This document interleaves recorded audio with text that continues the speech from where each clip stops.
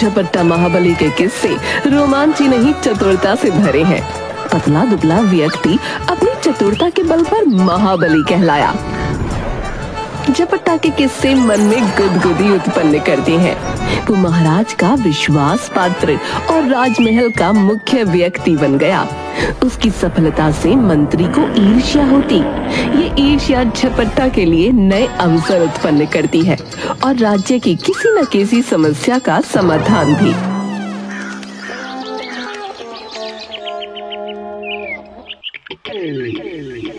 मंत्री, ये क्या हो रहा है? सेनापति अपना काम ठीक से नहीं कर रहे और तुमने मुझे ये बात बताई क्यों नहीं?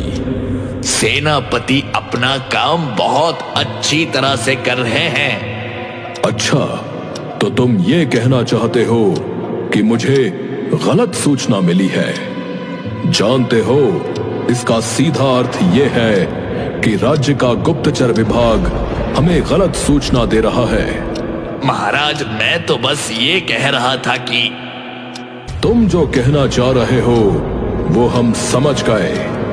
नहीं नहीं महाराज, मैं तो ये कह रहा था कि सेनापति अपना काम ठीक से कर रहे हैं। बस उनका स्वास्थ्य कुछ दिनों से ठीक नहीं है, इसलिए वो सैनिकों की परीक्षा का कार्य नहीं कर पा रहे हैं। बाकी सेना पर उनकी पूरी नजर रहती है। ये बात मुझे पहले बतानी चाहिए थी। क्षमा महाराज, मुझे लगा कि सेनापति का स्वास्थ्य कुछ दिनों में ठीक हो जाएगा, पर ऐसा नहीं हो पाया। इसका अर्थ यह है कि हमें सेनापति के स्थान पर किसी अन्य व्यक्ति को इस कार्य के लिए नियुक्त करना होगा। अच्छा अवसर है उस झपट्टा को राजमहल से बाहर करने का। सारा दिन यहाँ वहाँ पड़े पड़े मेरी मुखबरी करता रहता है। महाराज, मेरी दृष्टि में एक ऐसा व्यक्ति है जो इस काम के लिए सर्वोत्तम हो सकता है। कौन है वो? महाराज, वो व्यक्ति है झपट्टा। आप उसे सैनिकों की परीक्षा का कार्य दे दीजिए। उसके जैसा महाबली हमारे राज्य में कोई नहीं है। सैनिकों को उससे बहुत कुछ सीखने को मिलेगा। पहली बार तुमने बुद्धि से काम लिया है। झपट्टा महाबली को तुरंत बुलावा भेजो।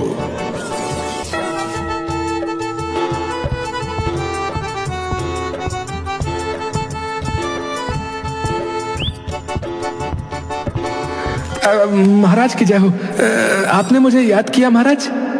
हाँ झपट्टा महाबली, बात यह है कि सेनापति का स्वास्थ्य काफी समय से ठीक नहीं है। इसलिए हम चाहते हैं कि सैनिकों के प्रशिक्षण का कार्य अब तुम अपने हाथों में ले लो। सैनिकों के साथ रहो, उन्हें अपनी शक्तियों को प्रयोग करने के गुण सिखाओ। यह जरूर इस मंत्री की करामात है। छोड़ूंगा नहीं इसको। क्या हुआ, कोई समस्या है? अरे नहीं नहीं महाराज, मैं आपका आदेश नहीं टाल सकता। जैसी आपकी इच्छा। मैं कार्य को पूरी निष्ठा से करने का प्रयास करूंगा महाराज। महाराज की जय हो।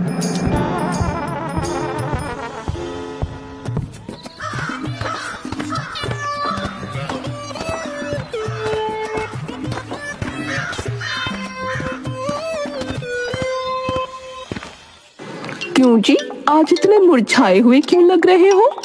अरे भाग्यवान, मैं अच्छा खासा राजमहल में मौज कर रहा था। वहाँ की मौज ले रहा था। वहाँ कोई काम भी नहीं होता था। लेकिन अब आपको महल से निकाल दिया? हे प्रभु, ये तुमने क्या किया? हे प्रभु, ये तुमने क्या किया? अब मैं पड़ोसियों को क्या मुंह दिखाऊंगी? मेरे पति को राजमहल से धक्का देकर निकाल दिया। अब इस घर का क्या होगा? अरे अरे अरे चुप हो जाओ। अरे चुप। तुम भी ना बस पूरी बात सुन भी लो पहले। पूरी बात भी नहीं सुनी। अरे पहले पूरी बात तो सुन लो। मुझे महाराज ने राजमहल से निकाल कर सैनिकों के प्रशिक्षण के काम में लगा दिया भाई। ओहो, तो ऐसे कहिए ना। अभी तक आप काम चोरी कर रहे थे, अब काम करना पड़ेगा। एक बात कान खोलकर सुन लीजिए, चाहे कुछ भी हो जाए, आप महाराज को नाराज मत होने देना, वरना पड़ोसी मेरा उपहास बनाएंगे। अरे तुम्हें बड़े अपने पड़ोसियों के उपहास की पड़ी है? और यहाँ जो मेरी जान निकली जा रही है उसका क्या? अरे कहीं किसी की लात, कहीं किसी सैनिक का घूंसा लग गया तो। अरे इस तरह तो मैंने कभी सोचा ही नहीं। आप अपना ध्यान रखिए, इन सैनिक लोगों में बहुत शक्ति होती है। मेरी मानिए तो आप इनसे हमेशा दूरी बनाए रखना। बोल देना कि आपस में ही लड़ते मरते रहें।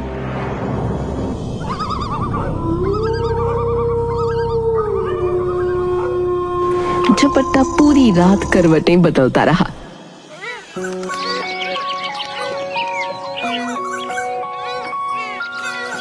अगले दिन झपट्टा सैनिकों के बीच पहुंचा।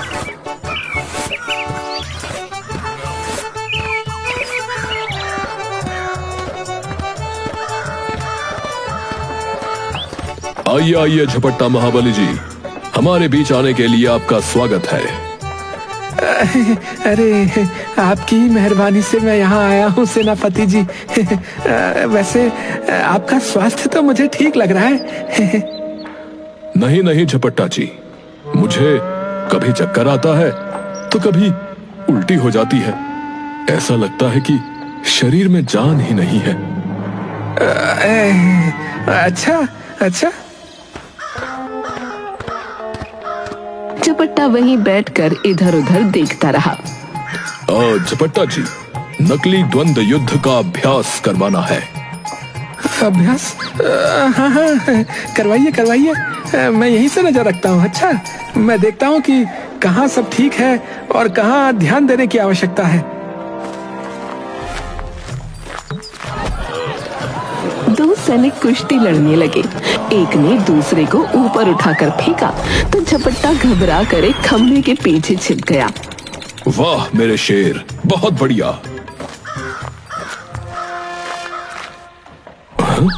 अरे झपट्टा महाबली कहाँ चले गए? महाबली जी, अरे आप दिखाई नहीं दे रहे, कहाँ हैं आप?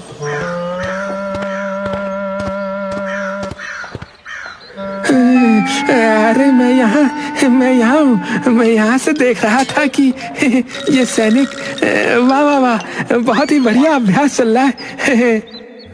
जी जी, अब तलवारबाजी का अभ्यास होगा।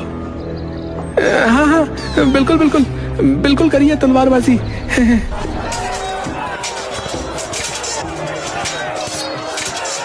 झपट्टा महाबली, अगर आप बुरा ना माने तो आप भी हमारे साथ अभ्यास में शामिल होइए। अरे मैं नहीं, आप लोग अभ्यास कीजिए। मुझे कुछ कमी लगेगी तो मैं आपको अवश्य बताऊंगा है। हमने आपकी शक्ति और योग्यता के बारे में बहुत कुछ सुना है। यदि आप हमारे साथ अभ्यास करेंगे तो हमें बहुत कुछ सीखने को मिलेगा। हाँ हाँ झपट्टा जी, ये ठीक कह रहा है। ये बेचारे आपसे कुछ सीख लेंगे। सैनिक सुनो, तुम तलवार लेकर आओ। अरे सेनापति ने तो पहले दिन ही मुश्किल में फंसा दिया मुझे। एक और झपट्टा और उसके सामने तलवार लिए लंबा चौड़ा सैनिक तलवार घुमाने लगा। झपट्टा ने दोनों हाथों से तलवार उठाई। जैसे ही उसने घुमाने के लिए एक हाथ छोड़ा तो वो नीचे गिर गई। झपट्टा उसे उठाने लगा तो उसके हाथ और पैर दोनों कांपने लगे। ये कांगड़ी सा आदमी पता नहीं महाबली कैसे बना हुआ है। इससे अधिक भारी तो ये तलवार है, बेचारे से उठाई भी नहीं जा रही।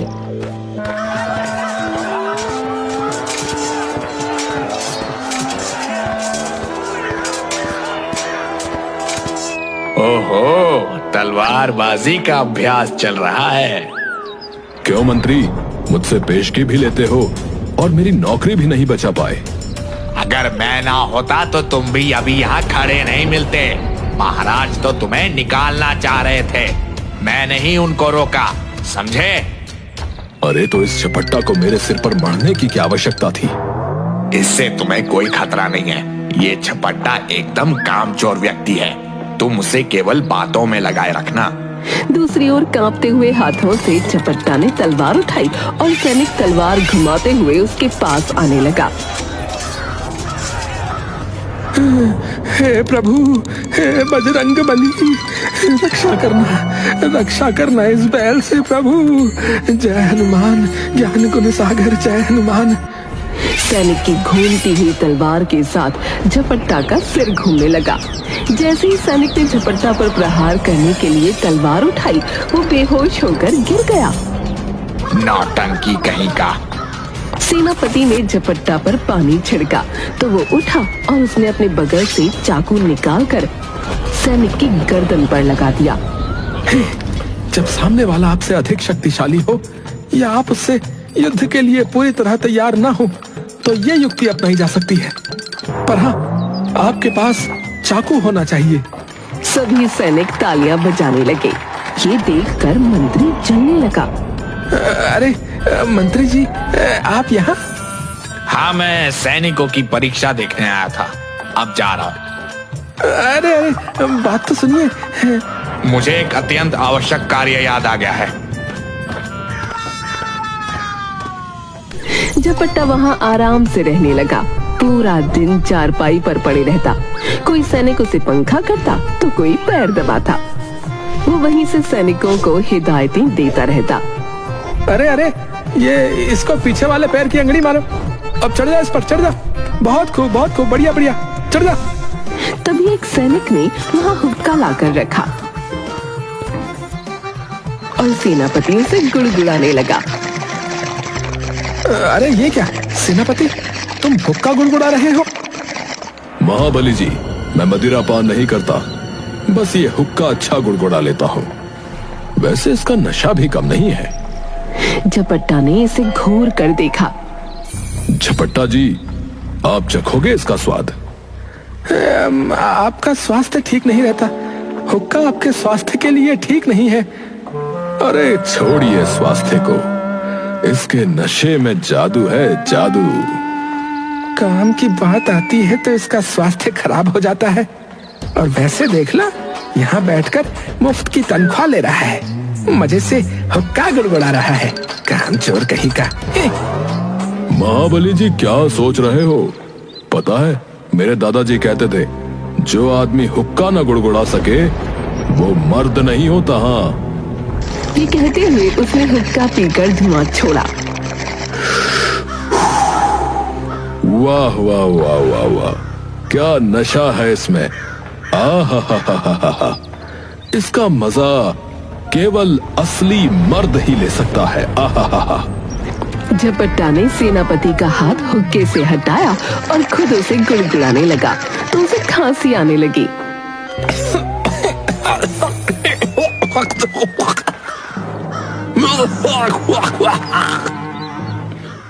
अरे महाबली जी, आप तो बहुत नाजुक निकले। हुक्के के एक कश में ही आपकी ये दशा हो गई।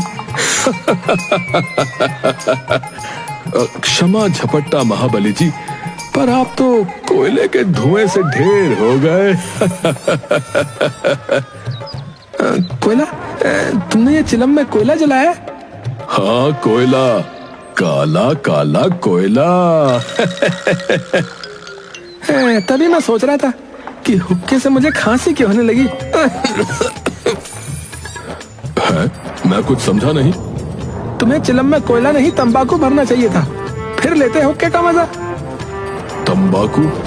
वो तो बहुत महंगा होता है। यदि तुम तंबाकू नहीं खरीद सकते थे तो मुझे बता देते, मैं मंगवा देता तुम्हारे लिए। अरे नहीं महाबली जी, ऐसा है कि मुझे असली तंबाकू की पहचान नहीं है, इसलिए। अरे तुम लेकर तो आओ। तुम जानते हो मैं तंबाकू की गंध मीलों दूर से सूंघ लेता हूँ। हाँ, बचपन में मेरे दादाजी मुझे तंबाकू के खेतों में ले जाते थे। किस्म किस्म की तंबाकू के बारे में मैं मीलों दूर से सूंघ कर बता देता हूँ, कुत्ते की तरह। वाह वाह, आप तो कमाल है महाबली जी। क्या बात है, आजकल राजस्व में इतनी कमी क्यों आ रही है? कर की वसूली ठीक से नहीं हो रही है। महाराज, मंत्री को क्यों देख रहे हो? हमें उत्तर दो। महाराज, पिछले कुछ महीनों से चुंगी पर तंबाकू की तस्करी बढ़ गई है। लोग बिना कर दिए बड़ी मात्रा में हमारे राज्य का तंबाकू छिपाकर राज्य की सीमा से बाहर ले जा रहे हैं। ये बात तो तुमने पिछले माह भी कही थी। इसके लिए मैंने मंत्री को कहा था। मंत्री, तुमने कुछ किया कि नहीं? सारा दिन यहाँ पड़े पड़े तुम्हारी हड्डियों में जंग लग गया है। महाराज, मैं स्वयं सीमा की चुंगी पर खड़ा रहता हूँ। ध्यान रखता हूँ कि बिना कर दिए कोई भी व्यक्ति सीमा से पार ना जा पाए। अच्छा, तो अब तक कितने तस्कर पकड़े गए? आप जानते हैं, तंबाकू से मिलने वाला कर अन्य वस्तुओं की तुलना में 100% अधिक होता है। अगर इसी तरह से कर चोरी जारी रही तो राज्य का खजाना समाप्त होने में अधिक समय नहीं लगेगा। मंत्री, मैं तुम्हें कल तक का समय देता हूं। तंबाकू तस्करों को पकड़ने के लिए कारगर उपाय सोचो, अन्यथा दूसरे मंत्री के लिए अपना पद छोड़ने हेतु तैयार रहना। अरे, ये कहां फंस गया? मंत्री चुंगी पर पहुंचा। वहां व्यापारी अपनी वस्तुओं को लेकर पंक्ति में खड़े थे। 2 आदमी उनके सामानों की जांच कर रहे थे और एक आदमी उनसे कर ले रहा था। हटो तुम लोग, किसी काम के नहीं हो। तंबाकू तस्करी को नहीं पकड़ पाए? वो लोग तुम्हारी नाक के नीचे से तंबाकू राज्य की पार ले जाते हैं। मंत्री जी, हम वस्तुओं की जांच कर तो रहे हैं, पर कुछ समझ में नहीं आ रहा है। मंत्री उन दोनों को हटाकर खुद वस्तुओं को जांचने लगा। वो बोरे खोलकर वस्तुएं फेंकने लगा। अरे अरे, क्या कर रहे हो मंत्री जी? इस तरह तो सारी वस्तुएं खराब हो जाएंगी। तुम मुझे मत समझाओ, चुपचाप कर अदा करो और निकलो यहाँ से। मैं कर नहीं दूंगा, मेरा सारा सामान खराब कर दिया। उसने अपना सामान उठाया और वापस चला गया। उसे देखकर सभी व्यापारी वापस जाने लगे। ऐसे हमें केवल हानि ही होगी। कर भी अदा करें और सामान भी खराब हो जाएगा।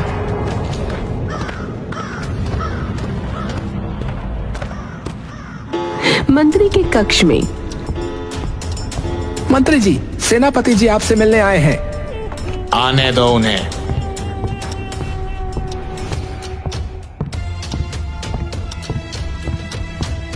कैसे हो मंत्री जी? तुम इस समय यहाँ? कोई काम नहीं है क्या?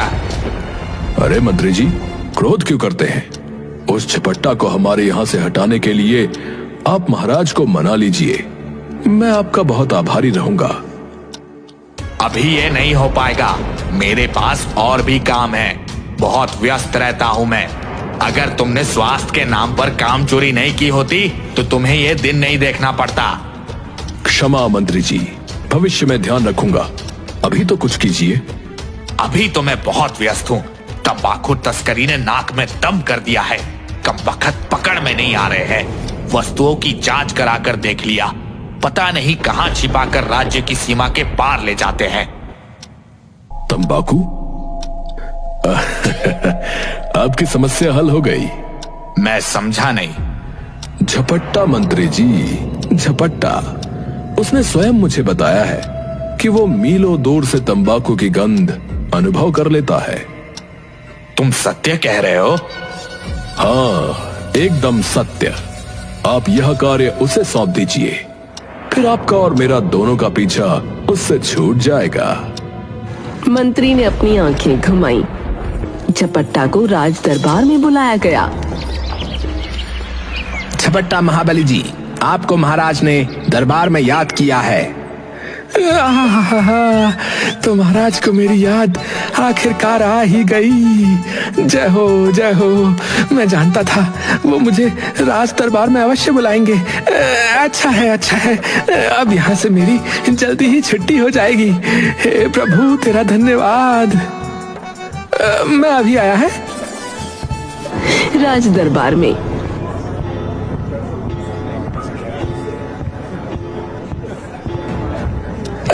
महाराज की जय हो। महाराज, आपने मुझे याद किया महाराज। हाँ झपट्टा महाबली, हमें तुम्हारी सहायता की आवश्यकता है। सहायता? नहीं महाराज, आप आदेश दीजिए। हमने सुना है तुम्हें तंबाकू की अच्छी पहचान है। झपट्टा ने सेनापति की ओर देखा तो वो मुस्कुरा दिया। जी जी महाराज। बात यह है कि हमारे राज्य में तंबाकू की तस्करी बहुत अधिक बढ़ती जा रही है। आप तो जानते ही हैं कि तंबाकू से मिलने वाला कर बहुत बड़ी राशि होती है। इसके अभाव में खजाने में कमी आ जाएगी। तंबाकू से मिलने वाला कर अब लगभग समाप्त हो गया है। न जाने कैसे तस्कर इसे अन्य राज्यों में बिना कर दिए ले जा रहे हैं। इस कारण राज्य की आय कम होती जा रही है। तंबाकू उगाया जा रहा है, पर जा कहाँ रहा है हमें ये पता नहीं चल रहा है। शायद तंबाकू चोर छिपा कर ले जाते होंगे। तो मंत्री जी उन्हें पकड़िए ना। यह मंत्री बहुत प्रयास कर चुका है, पर कोई परिणाम नहीं निकला। हमने सुना है तुम मीलों दूर से तंबाकू की गंध अनुभव कर लेते हो, तो सीमा की चुंगी पर जाओ और हमारे राज्य की सीमा पार करके जाने वाले व्यापारियों की जांच में सहायता करो, ताकि तंबाकू तस्कर पकड़े जा सकें। जी महाराज, मैं पूरा प्रयास करूंगा। मुझे पूर्ण विश्वास है कि तुम इस कार्य को सफलता पूर्वक करोगे। मंत्री और सेनापति मुस्कुराने लगे। ये दोनों मिले हुए हैं। दुष्टों ने जाल बिछाकर मुझे फंसा दिया।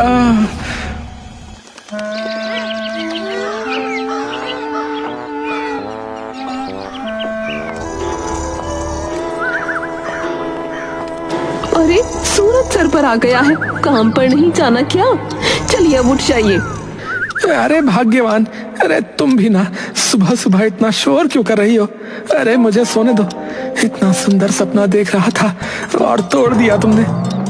उठ जाओ ना, मुझे सारा काम खत्म करके सुनार के पास जाना है। कहते हुए उसने झपट्टा के ऊपर से ओढ़ी हुई चादर उठा दी।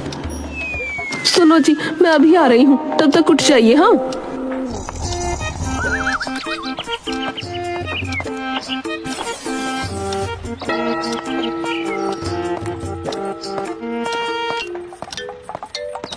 जब वो वापस आई तो उसने देखा झपट्टा फिर से चादर ओढ़कर खर्राटे ले रहा है।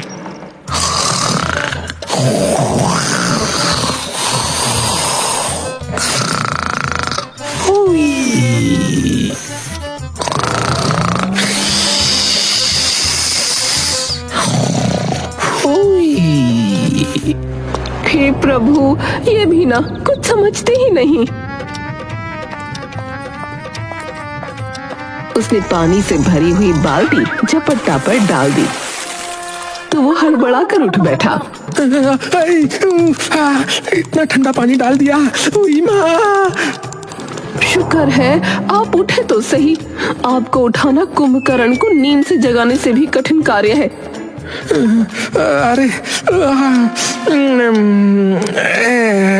अरे सूरज सिर पर आ गया। हाँ, मैं कब से उठा रही हूँ। आज काम पर नहीं जाना है? अरे आज तो चुंगी पर जाना है। स्वयं से क्या बड़बड़ा रहे हो? तुम मुझे जल्दी से कुछ खाने को दे दो, मुझे जाना है फिर। आप स्नान करके तैयार हो जाइए, मैं भोजन लगाती हूँ। स्नान? अरे तुमने तो लेटे लेटे ही मुझे स्नान करा दिया। हे प्रभु, ये भी ना।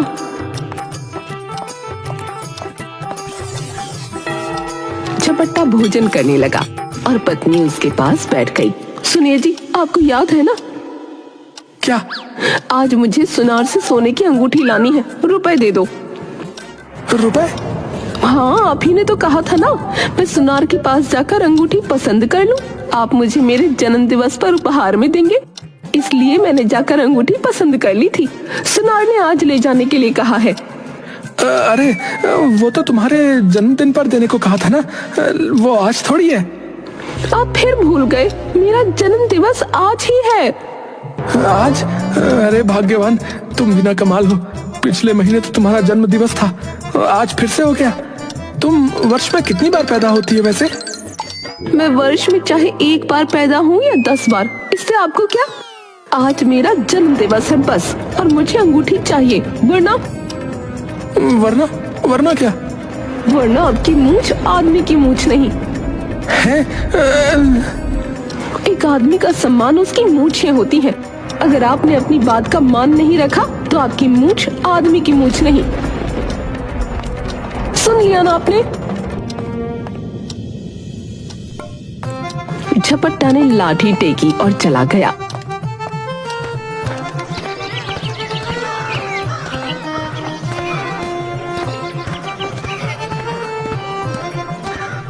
वो चुंगी पर पहुंचा। व्यापारी सीमा पार जाने के लिए पंक्ति में खड़े थे। दूसरी ओर 2 कर्मचारी बोरे खोल खोल कर सामान की जांच कर रहे थे। कर्मचारी एक कर की राशि ले रहा था। झपट्टा को देखते ही, आइए आइए महाबली जी, सब कार्य ठीक से चल रहा है ना? जी मैं सारा हिसाब ठीक से कर रहा हूँ। उस वाले बोरे को खोलकर जांच करो तो। कर्मचारी 2 ने वो खोला तो उसमें से फल निकले। तब झपट्टा ने दूसरे बोरे की ओर इशारा किया। कर्मचारी 2 ने वो खोला तो उसमें से अनाज निकला। झपट्टा एक पत्थर पर जाकर बैठकर सब देखने लगा।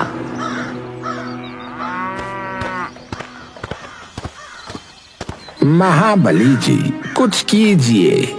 आज सुबह ही महाराज का आदेश आया है कि अगर तंबाकू तस्कर पकड़े नहीं गए तो हम सबको काम से निकाल दिया जाएगा। हमारी नौकरी बचा लीजिए महाबली जी। कुछ तो करना पड़ेगा। मैं सोचता हूँ, मुझे विचार करने दीजिए। उसके बाद झपट्टा व्यापारियों को घूरने लगा। एक व्यापारी की मूछें बहुत लंबी थी।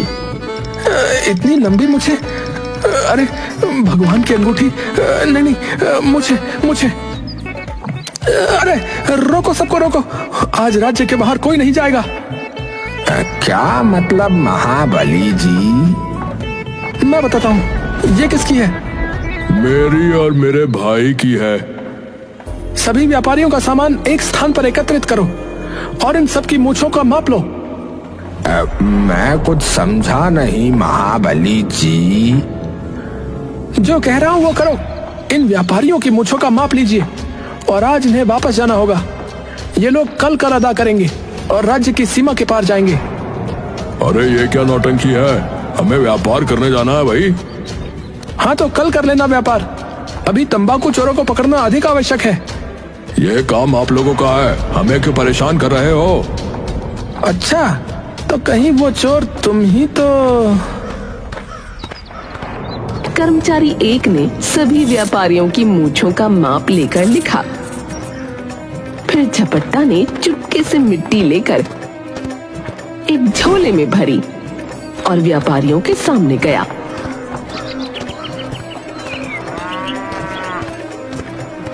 ये देखिए, मेरे पास एक जड़ी है। इसे मैं सभी के सामानों पर छिड़क रहा हूँ। वो आंख बंद करके कुछ बड़बड़ाया और झोले में से मिट्टी निकालकर सभी के सामानों पर छिड़कता गया। यह चमत्कारी जड़ी है। इसका असर केवल तंबाकू पर होता है। आप सभी अपना सामान ले जाइए। कैसा असर? अब जड़ी और तंबाकू में प्रतिक्रिया होगी। उसकी गंध से व्यापारी की मूछें लंबी हो जाएंगी।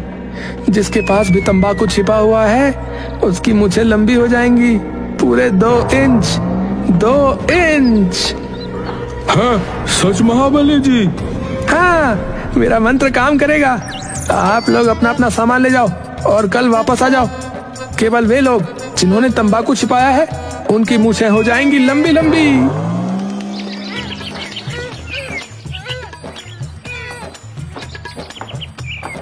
अगले दिन चुंगी पर कर्मचारी 1 पंक्तियों में लगे हुए व्यापारियों की मूछें मापते हुए, तुम्हारी ठीक है, लाओ कर जमा करो। इसका सामान दो और फाटक खोल दो। इसी तरह कई व्यापारी आते गए। फिर एक व्यापारी की मूछें छोटी थी। कर्मचारी 1 ने झपट्टा को इशारा किया। तुम्हारे पास मोटा अनाज है, लाओ 100 रुपए कर। 100 क्यों? 5 रुपए लगता है। ये लो 10 रुपए, 5 मेरे और ये 5 मेरे भाई का कर। इनका सामान दे दो। उन दोनों के पास बोरों से लदी एक बैलगाड़ी थी। एक भाई बैलों को हाँकने लगा और दूसरा उस पर बैठ गया। बैलगाड़ी चलने को हुई तभी सीमा का फाटक बंद कर दिया गया और झपट्टा सामने आकर खड़ा हो गया। इतनी भी क्या जल्दी है जाने की, तनिक रुको तो। अब क्या समस्या है? दोनों कर्मचारी गाड़ी पर चढ़ गए और बोरे खोलने लगे, पर उनमें कुछ नहीं निकला। इनमें तो केवल अनाज है महाबली जी। झपट्टा खुद गाड़ी पर चढ़ा और बोरों पर लाठी मारने लगा। तभी उसकी लाठी एक बोरे में फंस गई। कर्मचारी दो ने आकर वो निकाली। छी, कितनी अजीब गंध आ रही है इससे। झपट्टा ने कर्मचारी को देखा। कर्मचारी ने पूरा बोरा उड़ेल दिया तो उसमें से तंबाकू निकला। सभी बोरों में नीचे तंबाकू भरा था। हमारी मूछें लंबी कैसे हो गईं? हमने तो अपनी मूछें 2 इंच काट दी थी, फिर भी हम पकड़े गए। मूर्खों, मैंने तुम सब व्यापारियों से झूठ कहा था। तुम्हारी मूछें लंबी नहीं छोटी होंगी। देखो, तुम लोग पकड़े गए ना। अरे तंबाकू चोर पकड़े गए। इन तस्करों के साथियों को कैद किया जाए और इनकी संपत्ति को राज्य की संपत्ति में मिला दिया जाए और इन लोगों को राज्य से तुरंत निकाला जाए। क्षमा महाराज, क्षमा। ले जाओ इन्हें यहां से।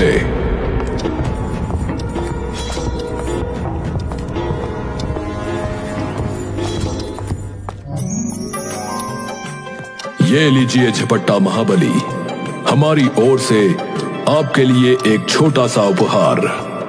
आपने आज फिर से अपनी योग्यता से राज्य की बहुत बड़ी समस्या का समाधान किया है। महाराज, राज्य की सेवा करना तो मेरा कर्तव्य है। यदि आप बुरा ना माने तो। हाँ, कहिए।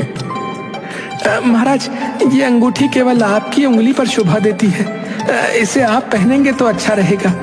इसके बदले मुझे आप दूसरी अंगूठी दे दीजिए महाराज। अवश्य। महाराज, यदि महिलाओं वाली अंगूठी मिल जाए तो। श्रीमती जी के लिए।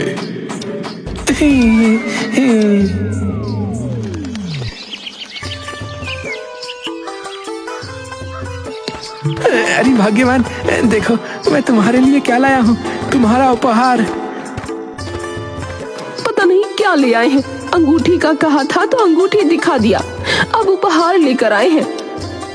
अरे तुम खोलकर तो देखो। चूरन की गोली तो नहीं ले आए? झपट्टा ने ना में सिर हिलाकर मुट्ठी खोली। अंगूठी?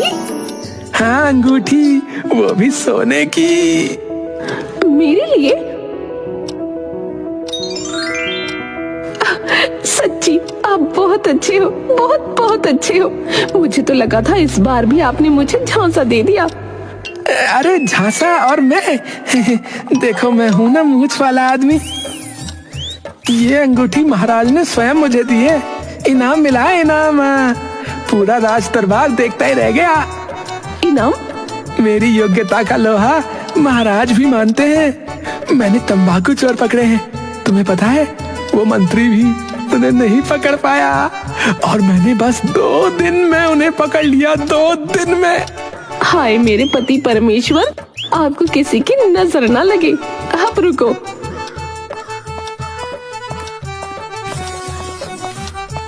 वो भीतर से नमक ले आई और झपट्टा की नजर उतार कर उसने नमक पेड़ पर फेंक दिया।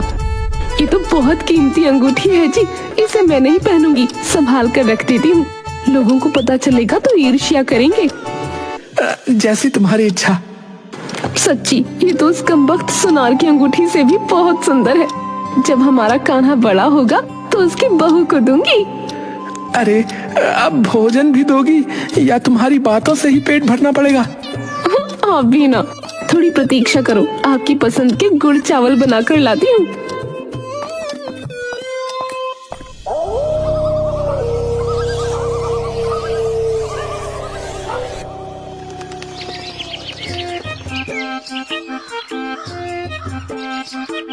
हाय, आज तो बड़ी गर्मी हो रही है। हवा का नामो निशान भी नहीं है। अरे भाई, थोड़ा तेज पंखा करो ना, गर्मी से बुरा हाल हो रहा है। पसीना पोंछ पोंछ कर तंग हो गया हूँ। महाबली जी, इस वर्ष गर्मी ने सारी सीमाएं पार कर दी हैं। कुओं और तालाबों का पानी सूखता जा रहा है। अगर इतना अधिक तापमान रहा तो लोग गर्मी से बीमार पड़ने लगेंगे। यहाँ गर्मी से मनुष्य सूखता जा रहा है, जल की तो बात ही अलग है। तभी एक आदमी आया।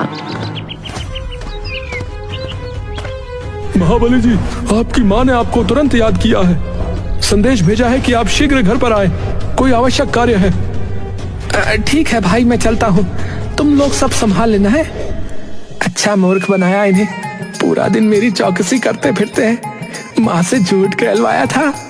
अब बैठो तुम लोग गर्मी में चढ़ते सूरज के नीचे, मैं चला आराम से विश्राम करूंगा। हाँ, अरे यूं ही चला चल रहा है कि, अरे यूं ही चला चल रहा ही, यूं ही चला चल रहा ही, यूं ही चला चल रहा ही रे। सड़क किनारे एक लकड़हारा विशाल पेड़ को काटने का प्रयास कर रहा था। एक तो इतनी गर्मी, ऊपर से इतना विशाल वृक्ष, कुल्हाड़ी मार मार कर थक गया। परंतु ये वृक्ष है या कोई किले की दीवार, गिरने का नाम ही नहीं ले रही। उसने फिर से पेड़ पर कुल्हाड़ी मारी, पर वो पेड़ न कटा। वो थक कर वहीं बैठ गया। तभी उसने मस्ती में झूमते हुए झपट्टा को वहां से जाते हुए देखा। झपट्टा महाबली जी, ओ झपट्टा महाबली जी, जरा सुनिए तो। यूं ही चलना चल रहा ही, यूं ही है?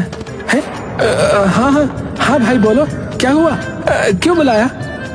महाबली जी देखिए ना, कब से इस विशाल वृक्ष को काटने का प्रयास कर रहा हूँ, पर यह है कि टस से मस नहीं हो रहा। अगर आप इस कार्य में थोड़ी सहायता कर दें तो आपका बहुत आभारी रहूंगा। झपट्टा ने पेड़ को ऊपर से नीचे तक देखा। है तो बहुत विशाल वृक्ष, कुल्हाड़ी के प्रहार से भी नहीं गिरा। आप तो शक्तिशाली महाबली हैं, आपकी ताकत के सामने ये वृक्ष क्या है? मैं प्रयास करता हूँ। है झपट्टा ने कुल्हाड़ी उठाकर जमीन पर मारी तो वो जमीन में धंस गई। उसने हाथों से निकालनी चाही, पर उसके पैर कांपने लगे और वो गिर गया।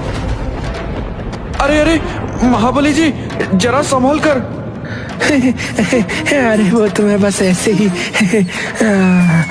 इस वृक्ष को गिराने के लिए मुझे जो है ना, कुल्हाड़ी की आवश्यकता बिल्कुल भी नहीं है। हाँ, झपट्टा ने इठलाते हुए पेड़ को कुल्हाड़ी से लगे हुए कट पर हाथ लगाया। अरे तुम देख क्या रहे हो? इधर आओ, इधर आओ। देखो, जैसे मैं करता हूँ वैसे करो। इस पेड़ की क्या मजाल जो ये ना गिरे। झपट्टा और लकड़हारा दोनों ने हाथ से पेड़ पर कुल्हाड़ी के कट पर धक्का दिया तो पेड़ की जड़ें हिलने लगी। झपट्टा लड़खड़ाया और उसका हाथ लकड़हारे पर लगा तो वो दूर जा गिरा। पेड़ गिर गया, झपट्टा उसके नीचे दब गया। बचाओ बचाओ, महाबली जी वृक्ष के नीचे दब गए हैं। लोगों ने झपट्टा को बाहर निकाला। मान गए झपट्टा जी आपको, आप तो बहुत बड़े महाबली है। इतना विशाल वृक्ष को एक झपट्टे में गिरा दिया। ये तुम सत्य कह रहे हो क्या? एकदम सत्य। मैं तो पिछले 2 घंटे से उस विशाल पेड़ को काटने का प्रयास कर रहा था। मैंने तो उम्मीद ही छोड़ दी थी कि ये वृक्ष गिरेगा। मैं थक कर बैठ गया था। तभी महाबली जी आए और मेरी सहायता के लिए, और उन्होंने एक झपेट में ही उसे गिरा दिया।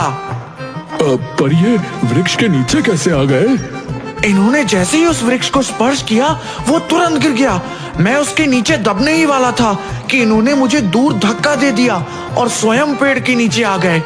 मतलब इन्होंने उस विशाल वृक्ष को गिराया और तुम्हारी जान भी बचाई? हाँ भाई। झपट्टा महाबली तो बहुत ही महान व्यक्ति है। हाँ, घर में झपट्टा सिर और हाथ पर पट्टी बांधे पड़ा था। अरे मैं मर गया। अरे प्रभु कुछ करो, बहुत दर्द हो रहा है। ये दर्द सहन नहीं होता बजरंगबली। आई जी, बस अभी आई। अरे अरे अब सहन नहीं होता है प्रभु, मेरा हाथ। क्या हुआ जी, बहुत दुख रहा है? ऐसा लग रहा है जैसे अभी हाथ निकलकर शरीर से अलग हो जाएगा। लाइए, मैं हल्दी का लेप लगा देती हूँ। उसने झपट्टा का हाथ पकड़ा तो वो जोर से चिल्लाया, अरे मार दिया रे, अरे मेरा हाथ। हे प्रभु दया करो, इन्हें तो बहुत समस्या हो रही है। सुनो सुनो, मुझे हल्दी वाला गरम गरम दूध दे दो।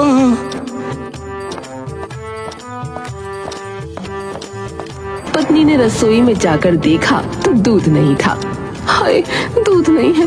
कान्हा, अरे ओ कान्हा, इधर आ।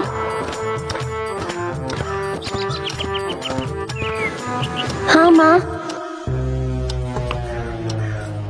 बेटा जा, जल्दी से दूध ले आ।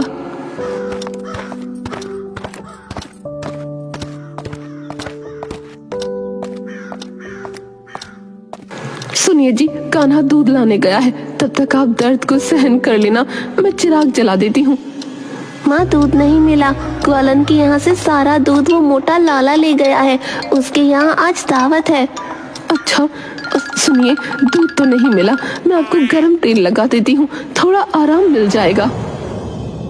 वहीं दूसरी ओर से राज दरबार में, महाराज, राजा कुशल सिंह का संदेश आया है। महाराज कुशल सिंह?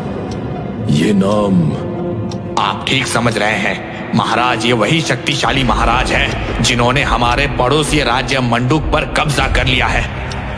महाराज कुशल सिंह चाहते हैं कि आप स्वेच्छा से अपना राज्य उन्हें सौंप दें और उनकी अधीनता स्वीकार कर लें। अन्यथा महाराज कुशल सिंह को यहाँ आक्रमण करने से कोई नहीं रोक पाएगा। दूत, अपनी जिह्वा को लगाम दो, ये हमारा राज्य है। महाराज, क्रोध ना करें, मैं तो केवल संदेश लेकर आया हूँ महाराज, संदेश। पूरा संदेश पढ़ो। महाराज कुशल सिंह की सेना में लगभग 1 लाख सैनिक, 50,000 घोड़े, 35,000 हाथी और एक तोपखाना भी है। इतनी तो आपके राज्य की जनसंख्या भी नहीं है, इसलिए आपसे युद्ध की बात करना मूर्खता है। आप अपना राज्य मंडूक की तरह मुझे सौंप दीजिए, यही उत्तम रहेगा। अन्यथा हानि केवल आपकी होगी। आपके उत्तर की प्रतीक्षा है। राजा सोच में पड़ गया। मंत्री उसके पास गया।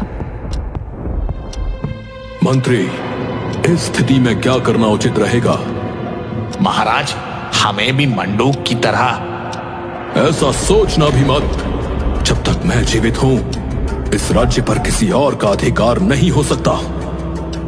तो फिर मर, खुद तो मरेगा, मुझे भी मरवाएगा। है? तुम कुछ बड़बड़ा रहे हो? नहीं महाराज, मैं कह रहा था कि दूत आपके उत्तर का प्रतीक्षा कर रहा है। दूत, हमारी ओर से यह संदेश ले जाना कि हम महाराज कुशल सिंह का बहुत सम्मान करते हैं और उनसे मैत्री करना चाहते हैं। हम उनकी ओर मैत्री का हाथ बढ़ाते हैं। दूत चला गया। 5 दिन बाद, महाराज, राजा कुशल सिंह का संदेश आया है। ठीक है। महाराज, हमें आपकी मैत्री का सुझाव पसंद आया। इससे पता चलता है कि आप बुद्धिमान एवं चतुर राजा हैं। किंतु मेरी नीति साम्राज्य का विस्तार करने की नीति है, इसलिए मुझे आपके राज्य पर कब्जा करना ही होगा। किंतु मैंने आपकी और आपकी प्रजा की बुद्धिमानी के बहुत किस्से सुने हैं, इसलिए आपको अपने राज्य की रक्षा करने का एक अवसर दिया जा रहा है। राजा ने मंत्री की ओर देखा तो उसने कंधे उचका दिए। दूत के संकेत पर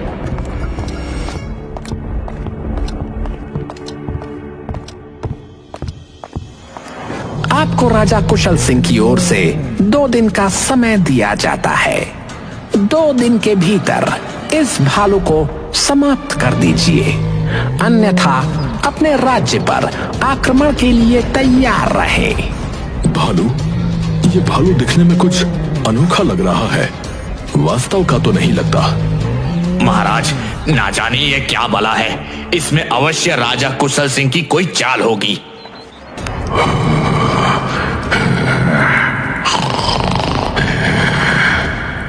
मंत्री, तुम इसे मारने का प्रयास करो। मंत्री ने डरते हुए सिपाही से भाला लेकर पिंजरे में डाला तो भालू इतनी जोर से हिलने लगा कि पूरी गाड़ी ही हिलने लगी। मंत्री डरकर दूर भाग गया, उसका भाला गिर गया। सब लोग डर से कांपने लगे तो राजा वहां से चला गया और सब वहां से भाग गए। मंत्री अपने कक्ष में कंबल ओढ़कर कांपने लगा। ये राजा एकदम मूर्ख है, स्वयं तो उस जंगली भालू का गोश्त बनेगा, साथ में मेरी बलि भी चढ़ाएगा। वो भालू मुझे जिंदा निगल जाएगा। नहीं नहीं, मैं ऐसे नहीं मरना चाहता। उसने उठकर पलंग के नीचे से रुपए और आभूषण निकाले और फिर अपने कक्ष में जमीन में गाड़ी हुई एक पोटली निकाली। मैं चुपचाप यहाँ से चला जाता हूँ, अंधेरे में निकल जाऊंगा, किसी को कुछ पता नहीं चलेगा। मंत्री जी, महाराज ने आपको तुरंत बुलाया है। ये राजा तो मेरी जान का शत्रु बना हुआ है, भागने भी नहीं देगा।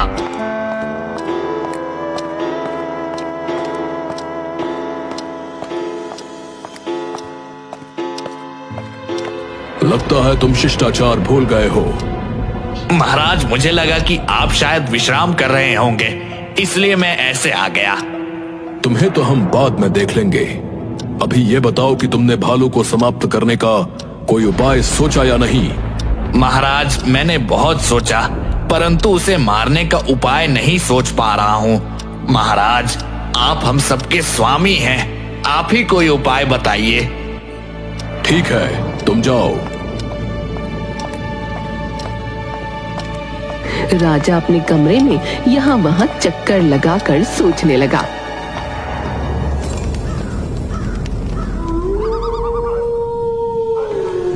मंत्री अपने कमरे से सामान लेकर बाहर निकला, तभी मंत्री जी, कोई समस्या है तो बताइए। समस्या तो नहीं है, पर सोच रहा था पड़ोसी राज्य में मेरा भाई रहता है, उससे भेंट कराऊं। क्षमा मंत्री जी, महाराज का आदेश है, किसी भी मुख्य व्यक्ति को राज्य से बाहर जाने की अनुमति नहीं है। अच्छा, कोई बात नहीं, मैं फिर कभी चला जाऊंगा।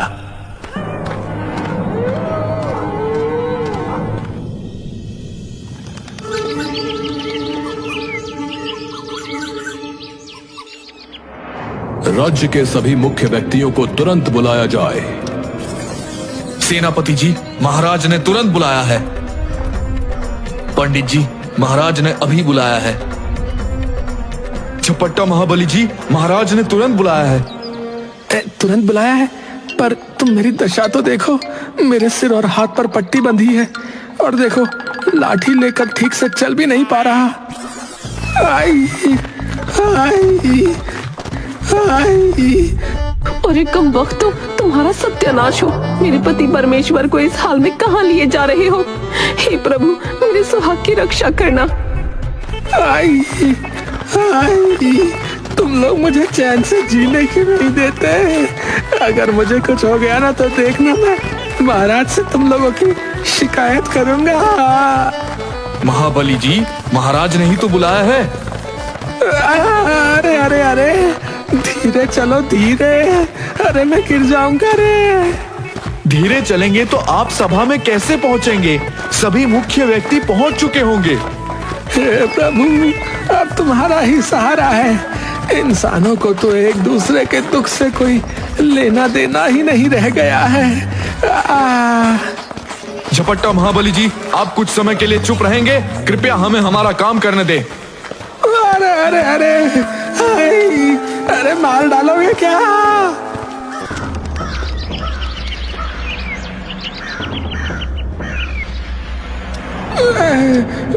महाराज की जय हो।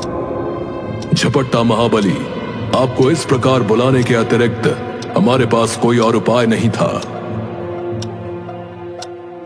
राज्य पर अजीब संकट आन पड़ा है। शक्तिशाली पड़ोसी राज्य के राजा कुशल सिंह हमारे राज्य पर कब्जा करना चाहते हैं। उन्होंने मंडूक राज्य पर भी अपना अधिकार जमा लिया है।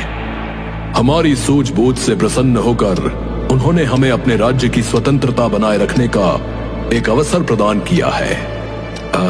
कैसा अवसर महाराज? हमें किसी भी तरह उस जंगली भालू को कल तक समाप्त करना होगा, अन्यथा कुशल सिंह अपनी विशाल सेना लेकर हम पर आक्रमण कर देगा। इसमें क्या समस्या है? ये जानवर तो पिंजरे में है, इससे कोई खतरा नहीं है। इसे तो मैं यूं ही समाप्त कर दूंगा। राजा ने हाथ से संकेत किया। सेनापति ने अपने धनुष पर तीर चढ़ाया और चला दिया। तीर भालू पर लगकर नीचे गिर गया।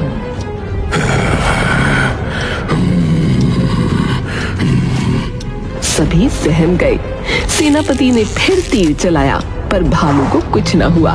तीर नीचे गिर गया। भालू जोर से हिलने लगा। इस पर तीर का कोई असर क्यों नहीं हो रहा? इसे समाप्त करने का उपाय सोचने के लिए ही आप सभी को यहाँ बुलाया गया है। महाराज, यदि आज्ञा हो तो एक उपाय मैं बता सकता हूँ। बताइए। इस पशु को जला दीजिए, अग्नि से कोई नहीं बच सकता। उसकी गूंज पूरी सभा में गूंजने लगी। तभी सब डर गए। इसे यहाँ से ले जाओ। न जाने कैसे ये पशु मनुष्य की भाषा समझ जाता है। पंडित जी का उपाय उचित जान पड़ता है। इस पशु को अग्नि में जलाकर भस्म कर दिया जाए। महाराज, मुझे युद्ध करना आता है और अग्नि और बलि का कार्य मेरे वश का नहीं है। महाराज, आग जलाने का कार्य पंडित जी के अतिरिक्त है। इन्हीं का उपाय है। यदि यही करे तो अच्छा रहेगा। महाराज, मैं तो केवल उपाय बता सकता हूँ, किंतु पशु को जलाना मेरे धर्म के विरुद्ध कार्य है। हमारे राज्य में कोई शूरवीर नहीं है क्या जो इस पशु को अग्नि के हवाले कर सके? झपट्टा महाबली। महाराज, इस कार्य को केवल झपट्टा महाबली ही अंजाम दे सकता है। इनके जैसा साहसी ताकतवर हमारे राज्य में तो कोई नहीं है, पड़ोसी राज्य में भी नहीं है। महाराज आप मेरी दशा तो देखिए महाराज। मैं ठीक से खड़ा भी नहीं हो पा रहा हूँ महाराज। मेरा हाथ पैर मेरा साथ नहीं दे रहे हैं। ये देखिए हाथ कैसे लटक रहा है मेरा। मैं समझता हूँ, किंतु इसके अतिरिक्त हमारे पास कोई और उपाय नहीं है। इस राज्य में केवल दिखावटी व्यक्तियों की भरमार है। आप जैसा योग्य, बुद्धिमान और ताकतवर व्यक्ति ही इस कार्य को अंजाम दे सकता है। किंतु महाराज, मैं इस कार्य को करने की स्थिति में ही नहीं हूँ। अगर कोई भूल हो गई तो अनर्थ हो जाएगा महाराज। हमें आप पर पूर्ण विश्वास है। आप इस कार्य को कर लेंगे। आप ही बताइए, यहाँ सभी व्यक्तियों में से उस पशु के पास जाने का इनमें से किसी के पास भी साहस नहीं, तो उसे समाप्त क्या करेंगे? यदि आप भी ये कार्य नहीं कर सकते तो फिर बता दीजिए। नहीं नहीं महाराज, आप ऐसा मत सोचिए। झपट्टा महाबली के लिए कोई बड़ा कार्य नहीं है। इन्होंने पहले भी कई कठिन कार्य संभव किए हैं। ये कार्य तो ये एक झटके में कर देंगे। क्यों झपट्टा महाबली, है ना? जी महाराज, मैं पूरा प्रयत्न करूंगा।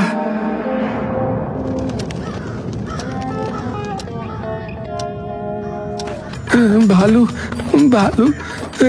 मुझे तो उसके नाम से ही डर लगता है।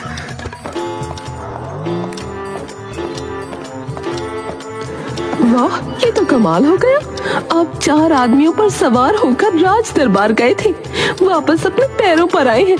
आपका सारा रोग दूर हो गया, कमर सीधी हो गई। महाराज ने तो कमाल कर दिया, वरना मैं आपकी सेवा कर करके थक गई थी। अरे चिंता मत करो, हो सकता है अब तुम्हें मेरी सेवा करने की कभी आवश्यकता ही ना पड़े। हाँ जी, आप भी ना ऐसा क्यों कह रहे हैं? मैं तो बस उपहास कर रही थी। अरे मैं किंतु उपहास नहीं कर रहा हूँ, मैं सत्य कह रहा हूँ। महाराज और मंत्री ने मिलकर मुझे ना फंसाया है। राजा कुशल सिंह ने एक जंगली भालू भेजा है, वो भी जीवित, और उसे समाप्त करना है। तो सेनापति से कहिए ना, आखिर वो भी तो कोई काम करे। निखट्टू कहीं का कोई काम नहीं करता। अरे भाग्यवान, वो भालू मायावी लगता है। वो तीर से नहीं मरता, भाले से नहीं मरता, बल्कि गुर्राता है, क्रोधित होता है। ऐसा लगता है अगर पिंजरे से बाहर आ गया तो सबको जीवित ही निकल जाएगा। इतना खतरनाक है जी?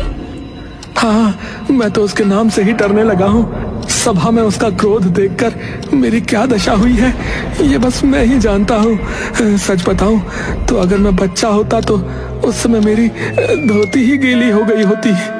छी छी, कैसी बातें करते हैं आप? अरे मेरी ये दशा है और उसे जीवित जलाना है। हे प्रभु, ये कार्य मुझसे नहीं होगा। उस भालू के सामने जाने का साहस नहीं है मुझ में। अगर मैं गया ना तो सच्ची में वो मशाल को देखकर पिंजरा तोड़ देगा और मुझे निगल जाएगा। नहीं नहीं, मैं विधवा नहीं होना चाहती। मेरा कान्हा तो अभी बहुत छोटा है। यदि आपको कुछ हो गया तो मैं उसे कैसे समझाऊंगी? सुनिए जी, भाड़ में जाए महाराज, भाड़ में जाए आपका वचन और ये राज्य। चलिए यहाँ से रातों रात किसी अन्य राज्य में भाग चलते हैं। भाग चलते? हाँ, जहाँ राजा ही अपनी प्रजा का शत्रु बना है, हमें ऐसे राज्य में नहीं रहना। सुनो, माँ जी तीरथ गई हैं। मैं, आप और कान्हा आज रात को यहाँ से भाग चलते हैं। माँ जी को संदेश भेज देंगे कि वो तीरथ से सीधा कुछ दिनों के लिए अपने भाई के यहाँ चली जाए। ठीक है ना? योजना अच्छी है तुम्हारी, इस तरह मेरे प्राण बच सकते हैं। यहाँ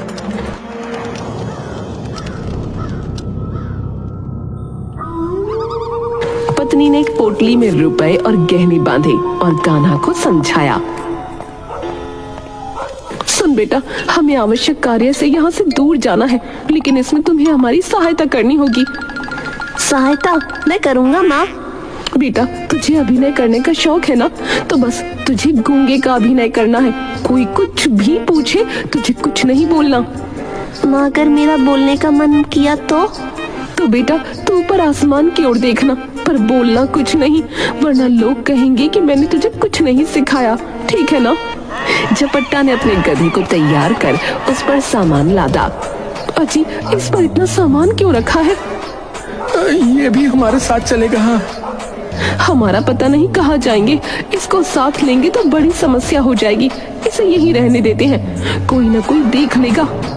नहीं, देखो ना, बेचारा उदास हो गया है। ये भी हमारे साथ चलेगा। रात को अंधेरा होने पर झपट्टा ने लंबी मूछें और दाढ़ी लगा ली। वो बूढ़े की तरह लाठी लेकर कमर झुकाकर चलने लगा और उसकी पत्नी और कान्हा गधे को लेकर चलने लगे।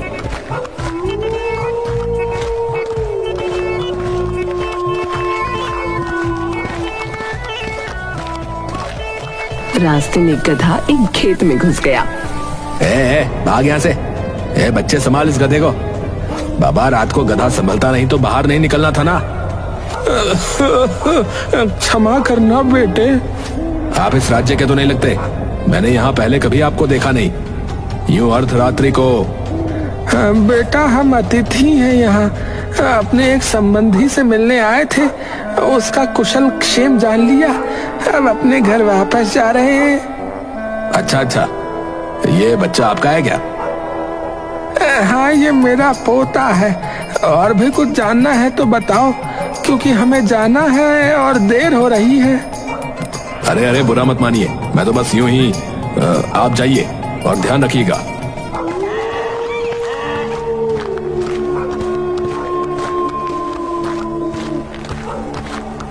आगे रास्ते में पत्थर से टकराकर झपट्टा गिर गया तो उसकी दाढ़ी आधी लटक गई। बाबा आपकी दाढ़ी। तुझे समझाया था ना कि तू गूंगा है, कुछ नहीं बोलेगा, समझा? ऊपर आसमान की ओर देख। कान्हा ऊपर देखकर हाथ से झपट्टा की दाढ़ी की ओर इशारा करता है। हे प्रभु, इसी की कमी थी। आपकी दाढ़ी लटक रही है, इसे ठीक कीजिए, वरना हमें सब पहचान लेंगे। झपट्टा ने अपनी दाढ़ी ठीक की। वो लोग राज्य की सीमा के फाटक पर पहुँचे। वहाँ एक आदमी चौकसी कर रहा था। ए भाई, हमें यहाँ से जाना है, कृपया फाटक खोल दो। बाबा, तुमको अर्धरात्रि में यहाँ से कहाँ जाना है? सुबह चले जाना। यूं रात्रि में जाना सुरक्षित नहीं है। मार्ग में डाकू मिलने का खतरा है। भाई, जाना बहुत आवश्यक है, सुबह तक बहुत देर हो जाएगी। ये कौन है आपके साथ? मेरी पत्नी और पोता। अब तो ये फाटक खोल दो। आदमी ने जैसे ही फाटक खोला, दूसरी ओर से डाकू आ गए। उनके पास बड़ी बड़ी तलवारें थीं। दोनों डाकुओं ने फाटक कर्मचारी के गले पर तलवार तान दी। यहाँ तो केवल एक आदमी के होने की खबर मिली थी। ये लोग कहाँ से आ गए? अजी भागो यहाँ से, डाकू डाकू। झपट्टा, कान्हा और उसकी पत्नी भागने लगे। अरे पकड़ो इन लोगों को, इन्होंने हमारा मुख देख लिया है। डाकू 2 कर्मचारी को छोड़कर उनके पीछे भागने लगा तो पत्नी ने उस पर एक पत्थर फेंका। वो गिर गया।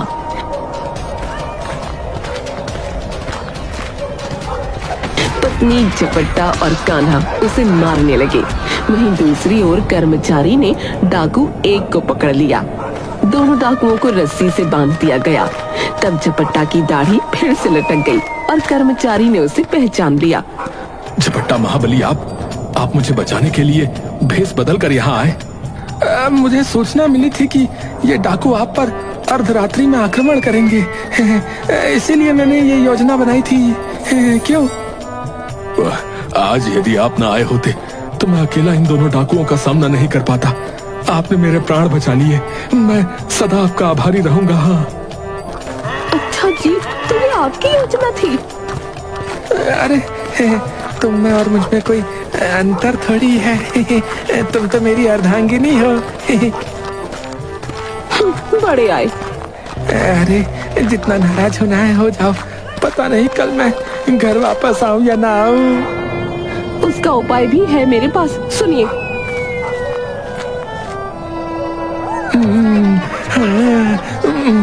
मेरे साथ रहकर तुम भी बहुत बुद्धिमान हो गई हो। कुछ गड़बड़ हुई तो वहां से भाग जाऊंगा।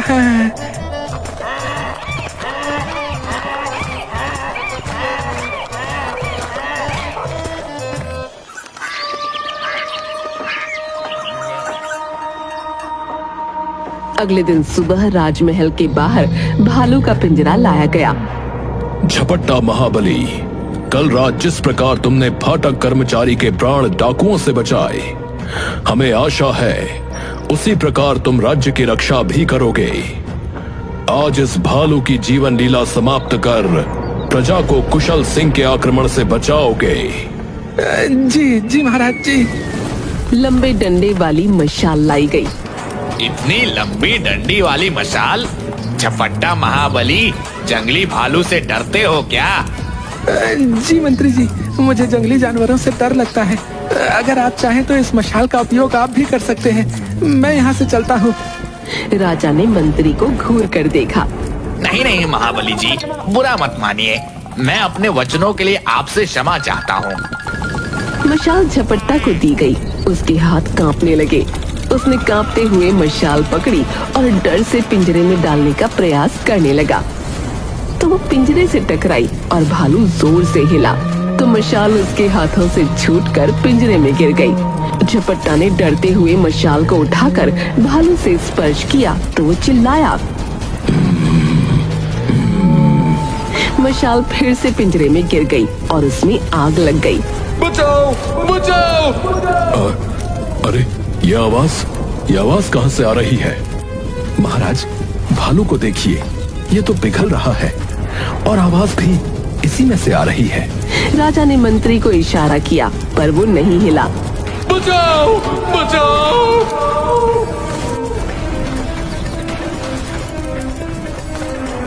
राजा पिंजरे के पास गया तो उसे देखकर मंत्री, सेनापति, झपट्टा और पंडित भी गए। सभी ने देखा भालू मोम की तरह पिघल रहा था। सेनापति ने भालू की पूंछ की ओर देखा तो किसी ने भालू की पूंछ के पास बने 2 बड़े छेदों में उंगलियां निकाली और आवाज आई, बचाओ, बचाओ! महाराज, ये देखिए।